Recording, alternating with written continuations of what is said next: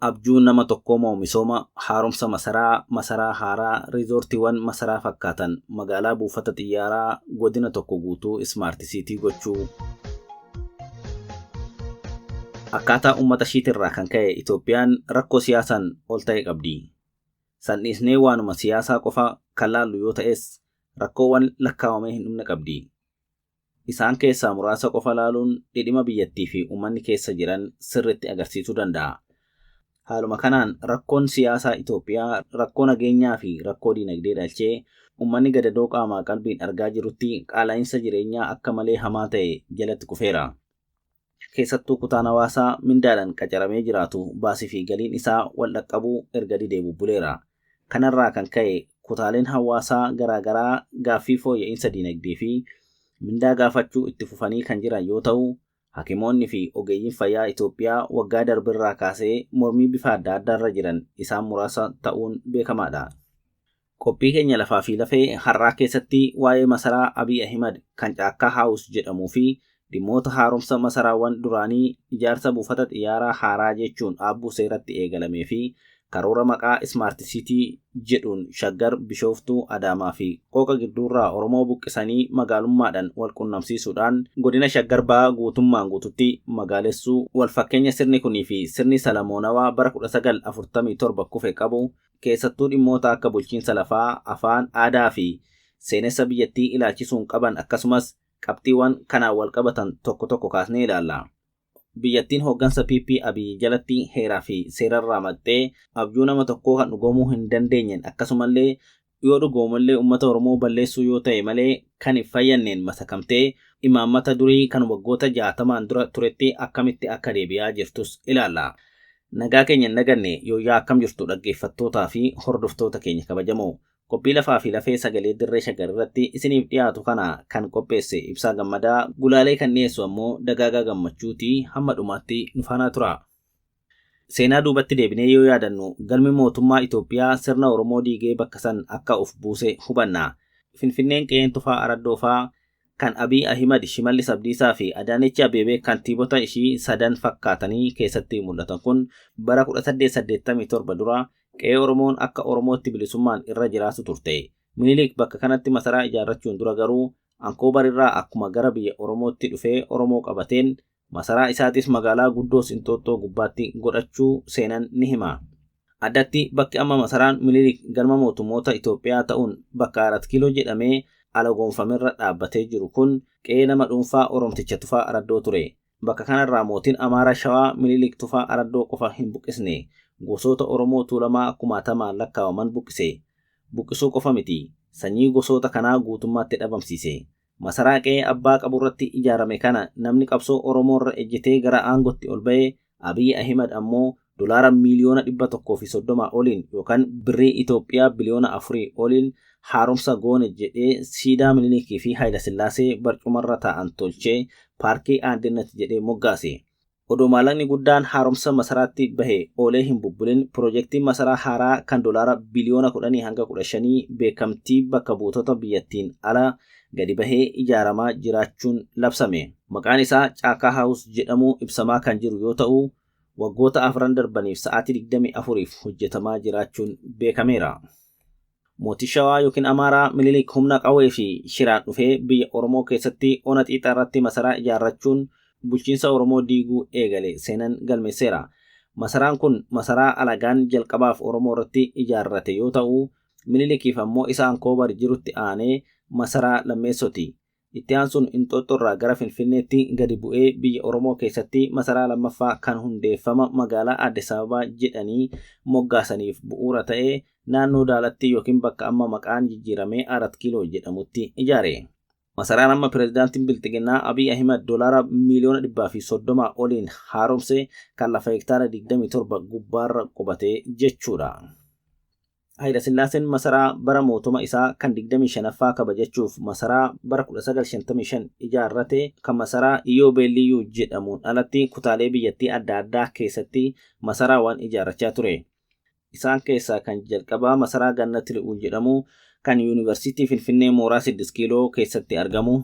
Kan lammaffaa masaraa kaadhimamaa mootii Liji Iyyaasuu yoo ta'u, boodarra ilma Hayila Sillaasee hangafaa Asfaawwasen jedhamuun fudhatamee Bataskaana Fayyisaa Addunyaa Miskaay Hazuunaay masaraa Gannatil Ul irraa gara kaabatti Finfinneetti kan argamu. Kasadaffaa masaraa bulchaa Hararii Mokonnonii fi maatii isaa Abbaa Hayilesillaaseef kan ijaarame yoo ta'u 6 kiiloorraa gara kaabatti masaraa Lijiyyaasurraa fudhatame darbee gara kaabatti argama. Inni afraffaa masaraa Feerfiildii Bishooftutti kan argamu. Maqaan Feerfiild jedhu kun maqaa mana Hayilesillaaseen yeroo Ingilaandi bakka Baaz jedhamutti Xaaliyaanii jalaa bara 1936 hanga 1941 baqatetti keessa ture yoo ta'u masaraa Bishooftuu kanas yaadannoof itti moggaafatee jedhama. Inni shanaffaan masaraa Amboo kan Hagarahiwoot jedhanii waaman. Inni ja'affaan masaraa Haroo Namtolchee Qooqarratti Hayilesillaaseen ijaarratee boodarra riizoortii akka ta'uuf hoteela Giyooniif dhiise. Torbaffaan masaraa Goree kan Hayilesillaaseen Xaaliyaanii dheeffa teessoo mootummaas yeroof gara magaalaa Goreetti jijjiiruun keessa qubate. 8ffaan masaraa Wandoo Gannat Hawaasaa jala naannoo Wandootti Hayilesillaaseen lafa bareedaa magariisa jannata fakkaatu ittiin qabachuuf ijaarsise. 9ffaan Asab Tafarii Cirootti argamu. 10ffaan masaraa Harar. 11ffaan masaraa Dirree Dhawaa. 12ffaan masaraa Kibra Mangistii fi kan kana fakkaatan warra ijoodha. Bara ijaarsa masaraa Minilik kana galma mootummoota Itoophiyaa ta'ee tajaajilaa jiru kanarraa eegalee sirni mootota Habashaa kun yeroo duraatiif biyya Oromoo hundatti babal'atee sirna Oromoo balleessee Oromoo guutuu cabsuu danda'e. Sirna isa sirna mootiidhaan buluu aadaa Habashaa fi afaan Amaaraa Oromoo irratti fe'eef biyya Oromoo qabatee lafuma Oromoon irratti heera muree seera tumee irra jiraachaa ture maqaa jijjiiree magaalaa Addis Ababaa jedhee qubsuma waraanaa godhate. Akka da'oo waraanaa kan gaarreniin marfamteetti dhimma itti bahaa qubsuma loltootaa fi tajaajiltoota isaa taasisaa uummata Oromoo gosaan buqqisaa qabeenyaa fi lafa saamuu itti fufe. Seenaa Itoophiyaa keessatti masaraan itti aanee ijaarame bara mootummaa 25ffaa mootii Hayilesillaasee ittiin kabajuuf jecha kan mootichaan ijaarame. Masaraa Iyyuubaliyyuu jedhamee beekamu yoo ta'u kunis Abiy Ahimadiin $25 miliyoona haaromfamee jira. Masaraan itti aanee karoora mootummaa fi beekamtii caasaa mootummichaatiin maleetti ijaaramaa jiru masaraa Abiy kan namoonni gariin mana Abiy yookiin Abiy House jedhanii waaman kan seensarratti xuquuf yaalledha. Masaraa maqaa Caakkaa House jedhuun muummeen ministeerota Itoophiyaa ammaa Abiy Ahimad gaara eekaa gubbaa fi jala isaatti $10 biliyoona hanga biliyoona 15 ga'uun ijaarsisaa jirudha. Masaraan kun akkuma masaraa Minilik kan Inxooxxoo jiru sanii gaara eekkarra kan jiru fuullee waliiti. Erga gaafa Minilik ona xiixarra qubateetii kaasee sirni gabrummaa Oromoo irratti diriire sirna akka malee hamaa fi sirna lafa Oromoo fi diinagdee uummata nyaatu ta'uurra darbee eenyummaa Oromoo balleessuu har'as kunoo itti fufee jira. Oromoonis gaafa sirraa kaasee mirga abbaa biyyummaa isaa deeffachuuf takkaa falmachuu dhiisee hin beeku. Gabrummaa amanee fudhatee taa'ee hin beeku. Wanti hundaa olitti nama suukaneessuu fi nama gaabbisiisu Oromoon yeroo ammaa kanatti falmaa guddaa taasisee gatii guddaa kaffalee erga jijjiirama argamsiisee boodas jijjiiramichatti abbaa ta'uu dadhabuusaati. Saamicha caalatti hamaa ta'eef saaxilamuusaati. Sirna maqaa Oromoo himachaa saboota biyyattii irratti yakka raawwachuudhaan Oromoo jala dhokatee diina baay'isu kan ofuma isaatiifuu hammeenyummaa dorgomaa hin qabne Oromoo irratti raawwatu jalatti kufuun silaa hin malle. Qabsoon butamee luuxee seentota harkatti kufee gabrummaa duraan irra hamtuu taate jalatti kufuu isaatu sabicha gatii hin malle kaffalchiisaa jira. Yeroo ammaa kana addatti lammiileen Oromoo nagaa hirmaannaa siyaasaallee hin qabne lola naannoowwan gurguddoo biyyattii lamaan Oromiyaa fi Amaaraa keessatti murna PPT'n irratti labsameen ajjeefamaa, saamamaa fi dararamaa jiru. Mana Caakkaa jedhamu kana hammachuun naannessa Finfinneetti maquma Finfinnee kan biraa Shaggar jedhu liqeeffachuun kan hundaa'e magaalaa Shaggar jedhamu keessatti lafti maastar pilaan irraa baraarame kaadiree boru hin beekneen gurguramaa jira. Magaalaa Shaggar kana keessa qofa mana hidhaa ilmaan Oromoo keessatti dararaman 30 oltu jira. Yeroo Oromoon 100 ol mana hidhaa jirutti yeroo kutaalee Oromiyaa hunda keessatti ajjeechan mana gubuun saamichii fi dararaan fokkisaan raawwatamutti waa'ee dheebba haaromsa masaraa ijaarsa masaraa haaraa maqaa misooma kooriidariitiin qabeenya hiyyeessaa barbadeessuu maqaa gibiraatiin hiyyeessa saamuun bal'inaan raawwatamaa jira. Lammiileen biyyattii hakimoonni barsiisonni hojjettoonni mootummaa waan nyaatan dhabanii beelofne jedhanitti murnichi $1 miliyoonota kaampaaniiwwan biyya ormaatiif kaffaluudhaan agarsiisa diroonii samii irratti dhiyeessine teeknooloojiin guddanne jedhee kijiba oofa. Miidiyaaleen rakkina sabichaa himuu malan waa'ee masaraa Abiy Ahimad doolaara biliyoona 10 hanga 15 misooma kooriidarii paarkii bashannanaa ijaarsisaa jiru irratti fi waan deggisiin wal qabaturraa dubbachuun waan baratame ta'aa dhufee jira. Bara 2016 hamma 2022tti The Economist bakka bu'uun hojii gaazexeessummaa Finfinnee irraa hojjechaa kan ture gaazexeessaa beekamaan Tom Gardiner kitaaba piroojeektii Abiy humna waaqaa fi waraana Itoophiyaa haaraa keessatti yookaan The Abiy Project God Power and the War in the New Ethiopia jedhu barreessee barreeffamicha keessaa hangi tokko miidiyaalee irratti ajandaa ta'uun kan yaadatamudha. Nutis kanumarraa ka'uun fuulleffannaan sagantaa lafaaf lafee keenya har'aatiin barbaachisummaa masarichaa waa'ee piroojeektichaa fi kanneen kana wal qabatan irratti xiyyeeffachuu filannee jirra. Gaara eekaa gubbaatti fi jala isaatti ijaaramaa kan jiru piroojeektiin Caakkaa House jedhamu kun maqaa adda addaatiin beekama. Caakkaa House, Satellite City, Smart City, masaraa fi kan kana fakkaatan fa'aa dhageenya.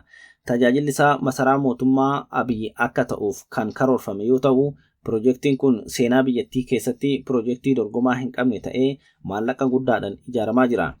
Doolaarri biliyoonni 10 sharafa ammaatiin qarshii tiriliyoona 1.5 yoo ta'u, ijaarsi kunis yeroo biyyattiin yoo xinnaate waraana gurguddaa 2 jechuunis Oromiyaa fi naannoo Amaaraa keessatti lola hammaataa keessatti jirtutti akkasumas yeroo lammiileen biyyattii miliyoona 32 ga'an beelaaf saaxilamanii harka namaa eeggataa jiranitti ijaaramaa kan jiru ta'uun darbeemoo bakki itti ijaaramus ta'ee maallaqni ittiin ijaaramu maqaan paarlaamaa Itoophiyaa kan jedhamu quba hin qabne ta'uun namuu piroojeektii nama dhuunfaa tokko ta'ee akka ilaalamu godhee jira.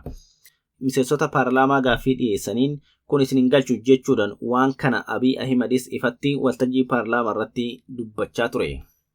Gaara eekaa gubbaa meeshaalee ijaarsaa lakkoofsi hin beekamnetu bosona gaaraa fi ooyiruu qonnaan bulaa keessa buufatee halkanii fi guyyaa hojjechaa jira. Piroojeektii kana Abiy mataasaa guyyuu dhaqee hordofuun hojjechiisaa akka jiru ibsa barreeffamni dhimma kanaaf waabeeffanne kan Mail and Guardian irratti baherraa mirkaneeffannee jirra. Piroojeektiin Caakkaa House yookiin mana caakkaa jedhamu kun lafa bal'inni isaa hektaara 503 ta'u irratti sa'aatii 24f hojjetamaa kan jiru yoo ta'u waan baay'ee of keessatti hammata. Isaanis masaraa biyyaalessaa, waajjira muummee ministeerotaa Itoophiyaa ta'ee tajaajilu, kan lammaffaa hoteela Qananii yookiin Leegjarii Hotel, kan sadaffaa mana keessummaa yookiin Guest House bakka bultii hooggantoota biyya biraarraa pirezidaanticha dubbisuu dhufanii kan qabu, inni afuraffaan manneen jireenyaa ministeerotaa, inni shanaffaan manneen qananii heddumina qaban kan qabu, jaaffaan haroo namtolchee 3 fi kan kana fakkaatan hammata jedhameera. Kana malees daandiin kiiloomeetira 29 ta'u lafa jalaa fi gubbaatti hojjetamaa kan jiru yoo ta'u, qawwii yookiin karaa lafa jalaa dhoksaan tolfame kan yeroo muddamaa keessa dhokatanii lafa jalaan ittiin miliqanis qaamuma piroojeektii kanaa ta'ee saffisaan hojjetamaa jiraachuutu himama. Akkuma dhiyeenya yeroo dhagaa bu'uura buufata xiyyaaraa Bishooftuu kan aabbuu seeratti karoorfame kaa'amutti lafti warra aabbuu lafa onaa lafa duwwaa jedhamee muummicha ministeera Abiy Ahimadiin ibsame. Lafti piroojeektii kanneen fudhatame kun lafa namni irra hin jiraanne jedhamee ibsamaa ture. Haa ta'u malee namoonni baay'een qe'ee fi lafa qonnaa isaaniitirraa buqqifamanii ari'amaniiru. Seensa ba'iinsaa fi naannessa piroojeektichaatti humnoonni mootummaa hidhannoo guutuu qaban waan bobbaafamaniif haalli eegumsa naannichaa akka malee jabaatee jiraattota dararaa jira. Namoonni lafaa fi qe'ee isaaniirraa buqqaan mirguma komii dhiyeeffachuutu waan hin qabneef sodaa guddaarraa kan ka'e miidiyaattis dubbachuuf fedhii hin qaban. Mootummaan Abiy lafti kan mootummaa waan ta'eef yeroo barbaannetti misoomsuu ni dandeenya jechuun qeeqa miidiyaalee idil addunyaarraa itti ka'u karaa dubbii himtuusaa lammummaa Kanaadaa odoo qabduu aangawaa biyyattii taatetiin irra dibee bira darbuuf yaalus mootummaan kun kami gaaffii jedhuuf deebiin hin jiru. Qaamni mootummichaa aangoo olaanaa qaba jedhamu paarlaamaan piroojeektii baajata waggaa biyyattii caaluun hojjetamu kana hin beeku. Misooma akkanaatiin misooma mootummaati jechuun hin danda'amu. Akeekkachiisa laficharraa guyyaa muraasa keessatti waan qabdan irraa kaafadhaa irraa ka'aa jedhamee bataskaana tokko keessatti maxxanfameen misooma akkamiitu uummata lafaa fi qe'ee ofiitirraa buqqa'uuf dhufa. Akkuma gurraa qabnu bara haaraa 2026 seene kanarraa eegalee ammoo Oromoonni warra aabboo 15,000 ol ta'an lafa isaanii jaarraa hedduuf irra jiraatanirraa buqqifamanii hidhaa fi dararaa adda addaa keessatti argamu. Sababni ammoo magaalaa buufata xiyyaaraatiif jecha gandoota jaharraa Oromoon buqqa'uudhaan magaalaa aadaa afaanii fi eenyummaa haaraa qabdu ijaarraa kan jedhudha. Kunis maallaqa doolaara biliyoona 125 ta'uu fi sharafa ammaatiin baajata waggaa biyyattii caaluun ijaarsi isaa eegalamee dhagaan bu'uuraa amajjii 10 bara 2026 afaan Amaaraa fi afaan Ingiliziitiin kaa'amee lafa alagoomsuu eegale. Har'aaf kanumaan xumurra. Waan hafe kutaa itti aanuun torban qabannee dhiyaannaa. Horaa bulaa.